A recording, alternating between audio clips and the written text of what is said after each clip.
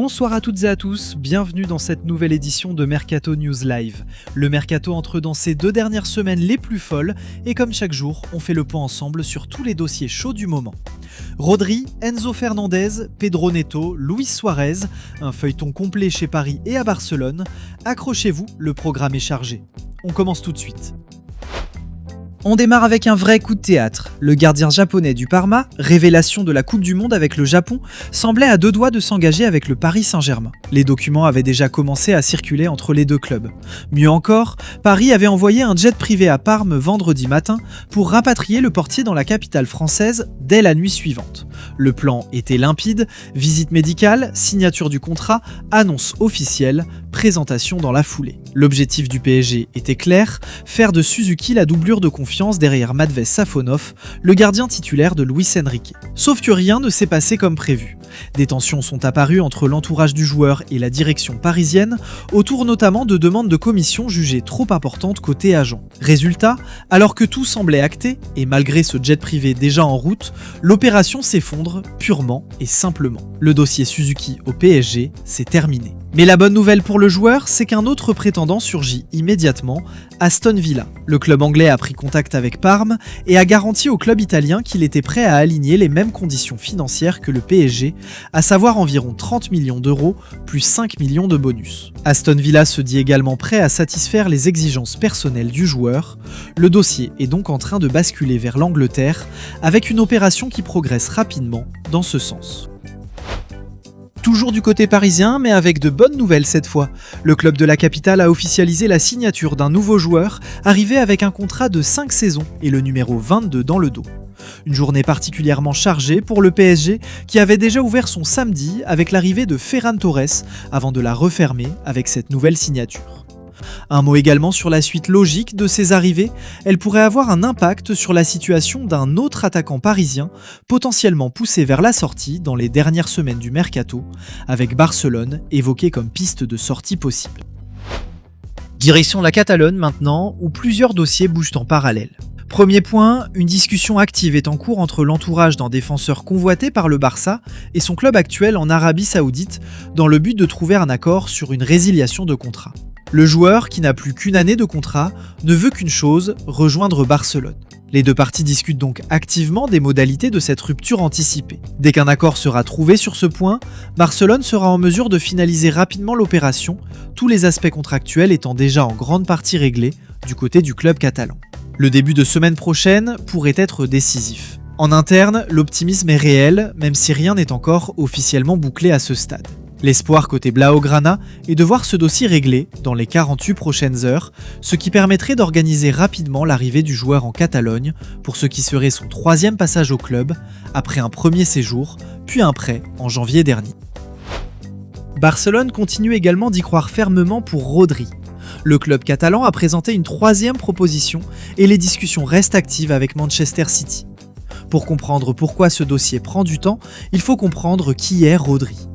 Ce n'est pas un joueur comme les autres, c'est une légende de Manchester City, vainqueur de la Ligue des Champions, multiple champion d'Angleterre, lauréat du Ballon d'Or, champion du monde et meilleur joueur du dernier mondial, ainsi que de l'Euro. Un footballeur complet et surtout un symbole pour son club. Quand un joueur de ce calibre, avec 1 an de contrat restant, exprime clairement sa volonté de partir, Manchester City se doit d'être respectueux de ce choix. Mais le club anglais entend aussi être respecté financièrement en retour et veut récupérer une somme à la hauteur du joueur. La discussion se poursuit donc avec Barcelone dans un climat jugé positif. Le message est clair, il faut rester patient, mais le dossier Rodri vers le Barça avance dans le bon sens. Autre dossier à suivre de très près, celui d'Enzo Fernandez. Jusqu'à vendredi, une fenêtre existait permettant à n'importe quel club, Manchester City en tête, de recruter le milieu argentin de Chelsea en réglant simplement une somme fixée à 120 millions de livres, sans négociation nécessaire. Une sorte de clause libératoire informelle, l'argent posé sur la table suffisait à emporter la décision. Cette échéance est désormais dépassée. Concrètement, cela signifie que toute opération devra maintenant passer par une véritable négociation classique, et Chelsea reprend donc totalement la main sur la situation. Mais attention, cela ne veut pas dire que le dossier est clos. Manchester City continuerait de sonder la situation et de chercher une solution alternative pour recruter le joueur malgré tout. Le dossier est donc plus compliqué qu'avant, clairement, mais il n'est pas encore à écarter. Affaire à suivre de très près dans les prochains jours. Toujours à Manchester City, un autre nom est sur la table, celui de Pedro Neto. Pour l'instant, les Sky Blues jugent la valorisation fixée par Chelsea pour l'ailier portugais bien trop élevée. Des contacts ont eu lieu avec l'entourage du joueur, mais Manchester City ne pousse pas activement le dossier pour cette raison de prix. Deux pistes alternatives se dessinent alors pour l'avenir de Pedro Neto. La première, la plus probable actuellement, mènerait vers l'Arabie Saoudite, où un club s'apprête à dire au revoir à l'un de ses attaquants, transféré vers un club rival saoudien dans les prochaines heures, ce qui libérerait un profil pour accueillir Neto.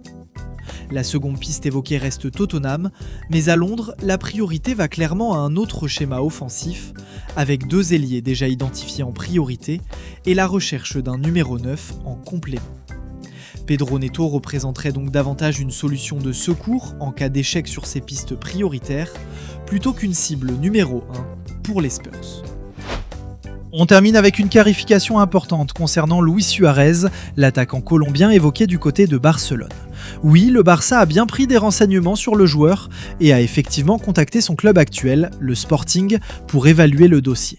Mais la décision finale prise en interne à Barcelone, validée par la direction sportive, est claire, le club catalan ne compte pas activer la clause libératoire pour recruter le joueur. Si le Sporting continue de réclamer les 80 millions d'euros fixés dans cette clause, Barcelone ne paiera pas cette somme, c'est une certitude à ce stade. Sauf revirement de situation ou changement dans les conditions posées par le club portugais, ce dossier peut donc être considéré comme clos, au moins pour le moment. Voilà pour ce tour d'horizon complet de l'actualité mercato du jour. Beaucoup de mouvements chez Paris et Barcelone, un dossier Suzuki totalement relancé vers l'Angleterre et plusieurs pistes à suivre de très près chez Manchester City et Chelsea. On continue de suivre tous ces dossiers heure par heure pour vous. Si cette vidéo vous a plu, n'oubliez pas de la liker, d'activer la cloche de notification et de vous abonner à la chaîne pour ne rater aucune actualité. On se retrouve très vite pour une nouvelle édition. À bientôt!